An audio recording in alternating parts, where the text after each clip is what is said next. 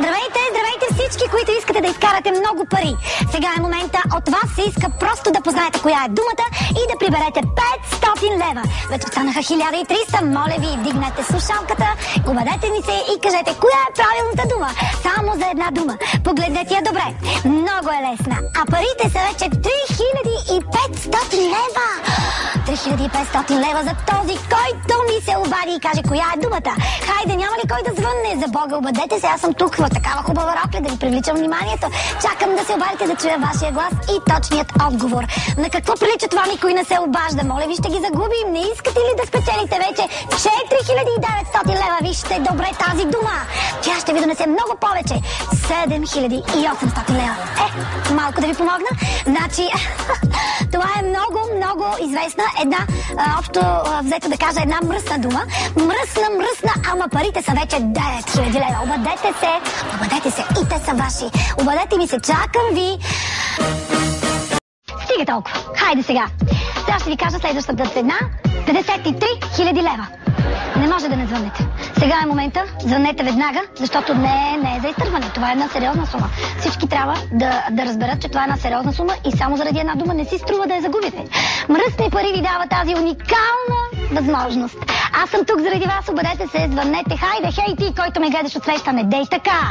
Звъни, вдигни телефона. Обади ми се, нима не ти харесвам. Хайде, звънни ми. 0020 и още 2. Хайде, 85 000 лева. Очакват този от вас, който познае нашата думичка.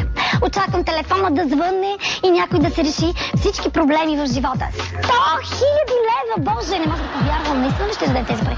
100 000 лева наистина не са малко пари. Аз за 100 000 лева такива неща бих направила. Чудеса. 200 000 лева. Започвам да се отекчавам. Никой не ми звъни. Скучно ми е. Чувам звън. Има ли някой? Хайде, обадете се. Спечелете тези мръсни пари. А, не чувам звън. Причува ми се. И то такава тишина.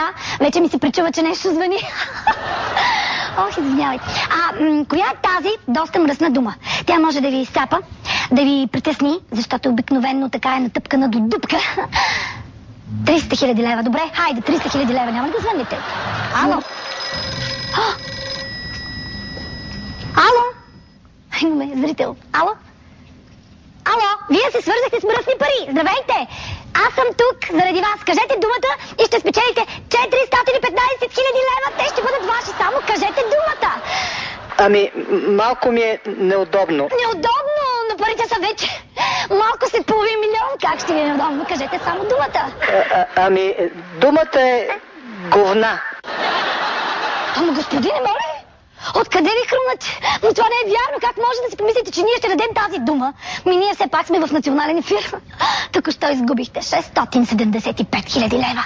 А думата е вагон. Сега кой ще вземе парите? Сигурно трябва аз да ги взема, защото аз казах думата. Трябваше ли да я казвам?